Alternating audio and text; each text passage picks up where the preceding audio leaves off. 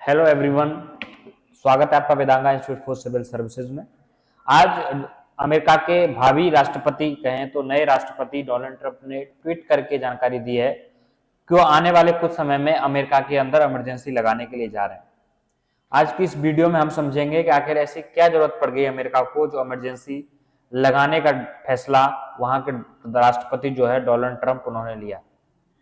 देखिए, ये Donald Trump की जो राजनीतिक पार्टी है, रिपब्लिकन और डेमोक्रेटिक, दो पार्टियां अमेरिका में है। रिपब्लिकन से चुनाव जीते हैं डोनाल्ड ट्रंप, उसी के कैंडिडेट थे। तो इन लोगों की एक आइडियोलॉजी थी जिसको मैंने प्रीवियस वीडियोस में भी डिस्कस किया था, अमेरिकन फर्स्ट, यानी कि सबसे पहले हम अमेरिका पर ध्यान देंगे। और इसी ध्यान के नजरिए में इन लोगों का यह मानना है कि जो प्रवासी लोग आते हैं अमेरिका के अंदर, वो अमेरिकन लोगों का हक छीन रहे हैं।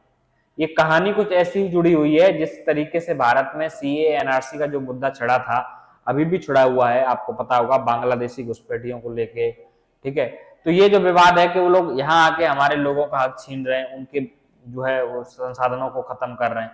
तो ऐसी ही कुछ विचारधारा जो है वो आपकी डोनाल्ड ट्रंप की जो राजनीतिक पार्टी है रिपब्लिकन, उसकी है। और डोनाल्ड ट्रंप शुरू से अपनी राजनीतिक रैलियों से लगातार ये कह रहे हैं कि वो जो अवैध प्रवासी हैं उनको अमेरिका से बाहर करेंगे। और फाइनली उन्होंने ट्वीट करके बताया है, देखिए, Trump confirm he will declare national emergency and use military for mass deportation. Deportation का मतलब ये है कि जो लोग हैं वहां से उनको अमेरिका से इज्जत के साथ नहीं, बल्कि नहीं जाएंगे तो उनको उठा के फेंक दिया जाएगा आपका अमेरिका से बाहर। ऐसा डोनाल्ड ट्रंप करने जा रहे हैं, उन्होंने इस चीज की जानकारी दी है। पूरा मुद्दा जो है वो अवैध प्रवासियों को लेकर ही है। देखिए, अमेरिका के अंदर बड़े ही अलग नियम हैं और इमरजेंसी का मतलब आप समझिए कि इमरजेंसी थोड़ी सी अलग होती है। कुछ इमरजेंसीज आपने इंडिया में पढ़ी होंगी। 3 प्रकार से इमरजेंसी हमारे देश में लगती है।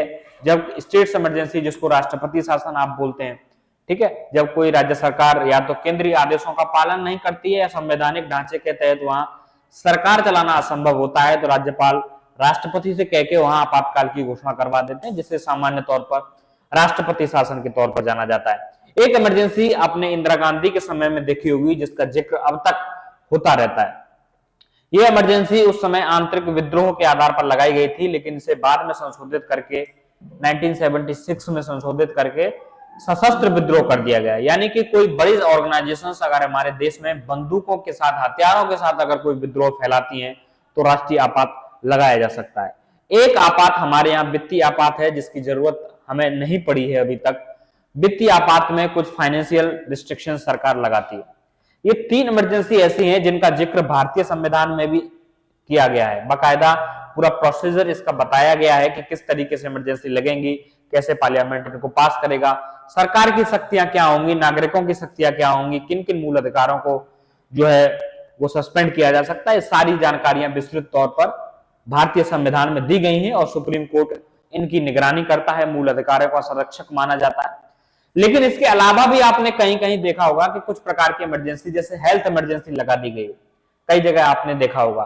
तो ये जो इमरजेंसी होती है, हेल्थ इमरजेंसी कहीं लगा दी गई है, कहीं कोई और छोटी इमरजेंसी है। तो ये इमरजेंसी या तो किसी अधिनियम के द्वारा हो सकता है कि ये कोई स्वास्थ्य अधिनियम हो, उसके द्वारा अगर कहीं कोई आपदा आ गई, जैसे ट्रेन हादसा हुआ था आपका, जो उड़ीसा वाला जो ट्रेन हादसा हुआ था पश्चिम बंगाल, 2-3 स्टेट्स के जो डिस्ट्रिक्ट्स थे वहां एक तरीके से जंक्शन था, तो वहां हेल्थ इमरजेंसी को डिक्लेयर करने की बात सामने आई थी। हेल्थ इमरजेंसी डिस्ट्रिक्ट्स में डिक्लेयर कर दी गई है। उसका मतलब यह है कि वहां ऐसी स्थिति पैदा हो गई है कि वहां हॉस्पिटल्स की कमी पड़ेगी और कार्यपालिका ने, यानी कि सरकार ने, चाहे सेंट्रल गवर्नमेंट हो चाहे स्टेट बॉडीज हो, उन्होंने एक रिस्ट्रिक्शंस लगा दिए हैं कि इसमें प्राइवेट हॉस्पिटल्स को भी मदद के लिए आना पड़ेगा, कर्मचारी छुट्टी नहीं ले सकेंगे। तो ये इमरजेंसी स्मॉल स्केल पर होती है और ये किसी एक्ट के द्वारा लगाई जाती हैं और इसमें जनरली किसी के फंडामेंटल राइट्स का उल्लंघन नहीं होता। ये जो इमरजेंसी जो अमेरिका के अंदर लगाने जाने की बात की जा रही है, ये एक 1798 में एक एक्ट जो है वो अमेरिका के अंदर बनाया गया था। बहुत पुरानी कहानी है, जिसमें अमेरिकन प्रेसिडेंट को ये पावर दी गई थी कि अगर उनको लगता है कि कोई व्यक्ति अमेरिकन सिटीजन नहीं है और अमेरिका के लिए हार्मफुल है, अमेरिका के लिए जरूरी नहीं है या अमेरिका को नुकसान पहुंचा सकता है, तो उसे प्रेसिडेंट ऑफ अमेरिका से बाहर करने के आदेश दे सकते हैं और इस आदेश को कहीं भी चुनौती नहीं दी जाएगी। आप ये मत समझिएगा जैसे हमारे यहाँ सीए एनआरसी को लेकर जो होता है कि सुप्रीम कोर्ट चले जाएंगे, ये होगा वो होगा, यहाँ इस तरीके का कोई प्रावधान नहीं है। पूरी पावर जो है वो आपकी डोनाल्ड ट्रंप यानी कि वहां के राष्ट्रपति के पास है। और इसी एक्ट का उपयोग करने की बात जो है डोनाल्ड ट्रंप ने कई बार अपने रैलियों में की है कि हम अवैध प्रवासियों को वहां से हटाएंगे। देखिए अमेरिका के सामने ये जो समस्या है, कई अखबारों ने इसे यूज किया है कि भाई मिलिट्री का यूज करने की बात कही है। मिलिट्री का मतलब है कि एक स्पेशल टास्क फोर्स का गठन वहां करेंगे और स्पेशल टास्क फोर्स उस चीज को मॉनिटर करेगी, जैसे इंडिया में स्टेट गवर्नमेंट्स की रेस्पॉन्सिबिलिटी है। आसाम में किया गया तो वहां पूरी लिस्ट तैयार की गई, लोगों को लीगल डॉक्यूमेंट दिखाने को कहा गया। अमेरिका में थोड़ा सा प्रवासियों को पहचानना आसान है क्योंकि अमेरिकन का इंडियंस को वहां देखिएगा तो अलग से पहचान जाते हैं, बांग्लादेशियों को देखिए अलग पहचान जाएंगे, उनका कल्चर अलग होता है, वेशभूषा उनकी अलग होती है, ठीक है। तो उनको पहचानना कंपैरेटिवली इंडिया थोड़ा सा आसान है, तो इसलिए अमेरिका वहां कर रहा है। अमेरिका में देखिए एक चीज जो है वो बड़ी कॉमन है कि अमेरिका में अगर किसी व्यक्ति को अमेरिका का सिटीजन बनना है तो बाय बर्थ एक कॉन्सेप्ट होता है अमेरिका में। ये कॉन्सेप्ट पहले इंडिया में भी होता था कि अगर आप अमेरिकन सिटीजन नहीं है, समझ लीजिए कि कोई नौकरी करने गया वहां और नौकरी करने के दौरान हस्बैंड वाइफ वहां रह रहे हैं, तब बच्चे का जन्म हुआ तो बच्चा ऑटोमेटिकली अमेरिकन सिटीजन बन जाएगा। अमेरिकन हॉस्पिटल्स में उसकी रजिस्ट्रेशन होने के बाद अमेरिकन सिटीजन बन जाएगा। एक बड़ा आसान तरीका है अमेरिका में जो है सिटीजन बनने का। ये पहले इंडिया में भी होता था, काफी स्टार्टिंग की बात है, बाद में इसमें संशोधन कर दिए गए भारत के अंदर भी कि माता पिता का होना जरूरी है, फिर और भी रिस्ट्रिक्शंस है इसमें लगाइए माता या पिता हो, तो धीरे धीरे करके अमेंडमेंट करके इंडिया में सुधार कर दिया गया। लेकिन अमेरिका अभी भी इसी को फॉलो करता है। डोनाल्ड ट्रंप इसको भी खत्म करने की बात कहते हैं कि ये सब इस तरीके से नहीं है, इस तरीके से तो अमेरिका पर बोझ बढ़ता चला जाएगा। तो ट्रंप जो है ये प्रवासियों को बहुत ज्यादा पसंद नहीं करते हैं, ये बहुत लिमिटेड प्रवासी लोगों को चाहते हैं। अब अमेरिका अगर प्रवासी लोगों को भगा देगा वहां से, तो देखिए प्रवासी लोगों को भगा देगा तो ऐसा नहीं है कि प्रवासी लोगों को भगा देने से अमेरिका बहुत अच्छे तरीके से ऑपरेट कर पाएगा।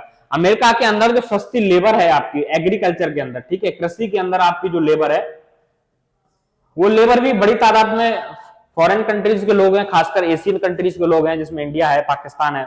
यहाँ के लेबर से तो वहां फार्मर्स के लिए सस्ती लेबर की जो उपलब्धता में कमी आएगी।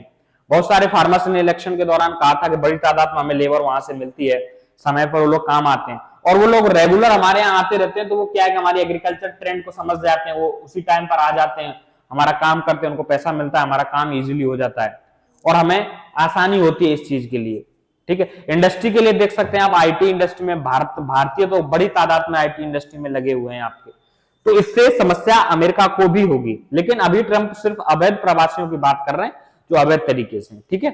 मैक्सिको से बहुत ज्यादा इनके यहाँ पास आते हैं, बहुत कंट्रियों से इनके यहाँ आते हैं, तो ये समस्या जो है वो अमेरिका के सामने है। फिलहाल डोनाल्ड ट्रंप ने कंफर्म कर दिया है कि वो अवैध प्रवासियों को निकालना चाहते हैं ताकि जो लोग अवैध हैं वो पहले ही अपने बोरी बिस्तर बांध के अपने देश की तरफ निकल लें। अदरवाइज डोनाल्ड ट्रंप जो है आएंगे तो वो इन सबको जनवरी 2025 में सुन रहे हैं कि सब काम होने की संभावना है, तो इनको सबको भगाया जाएगा, चाहे वो किसी भी कंट्री का नागरिक क्यों ना हो। ये बड़ा डिसीजन है अमेरिका का एक प्रवासियों के लिए। हालांकि भारत में ऑलरेडी ये मुद्दा चल रहा है, प्रवासी जो अवैध तौर पर है यहाँ उनको निकालने के लिए एनआरसी का जो मुद्दा है आपने देखा होगा, उस पर राजनीति होती रहती है। लेकिन अमेरिका में बड़ा स्ट्रिक्ट होके, और इसलिए अमेरिकन से इसको लेके आए हैं डोनाल्ड ट्रंप को। लोग कहते हैं कि पगला है, ये पगला है इसीलिए इसको लेके आए हैं कि ये कट्टरवादी है अमेरिका के लिए, अमेरिका फर्स्ट की पॉलिसी के लिए, अमेरिकन के लिए कट्टरवादी है, ठीक है। एक तरीके से कहिएगा तो राष्ट्रवादी है उनके लिए। तो ये इसीलिए डोनाल्ड ट्रंप को इस बार ये लोग लेके आए हैं कि हमें अमेरिकन फर्स्ट चाहिए, इसलिए हम कहता है हर बार हम यूक्रेन वॉर में क्यों हथियार देंगे। इसकी पॉलिसीज ट्रंप की जो है वो थोड़ी सी अलग है बाकी जो प्रेसिडेंट रहे हैं उनसे। रिपब्लिक में भी प्रेसिडेंट रहे उनसे हार्ड पॉलिसी जो है डोनाल्ड ट्रंप यूज करना चाहते हैं। तो ये खबर थी, सुबह से इस खबर की चर्चा थी कि डोनाल्ड ट्रंप आखिर अमेरिका में क्यों आपातकाल लगाना चाहते हैं, क्यों इमरजेंसी लगाना चाहते हैं। तो उसका एक बड़ा रीजन है आपका अवैध प्रवासियों से अमेरिका को बचाना। आज की वीडियो में बस इतना ही रहेगा। इससे कोई अपडेट अगर आएगा तो आपको मिलेगा अगली वीडियो में। तब तक के लिए नमस्कार।